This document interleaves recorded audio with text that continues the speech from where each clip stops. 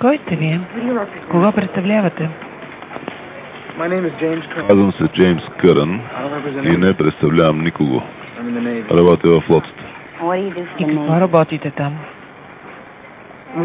Специалните команди. Тюлените ли? Да. Добре. Елате.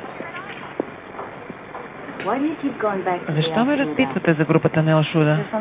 Специален интерес имате към тях? Не. Вижте, аз разбирам, че не трябва да ви изнасям лекция по положението в Близки изток. Мисля, че искате да говорим за ракети. Ракети ли? Да.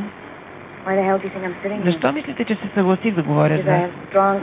От мой източник получих информация, че американски ракети са попаднали в Ливан. Ето, че сега и вие искате да ме разпитвате, сигурно за шиити. Значи твърдите, че фундаменталистите са се събдили с американски ракети? Вие ще кажете.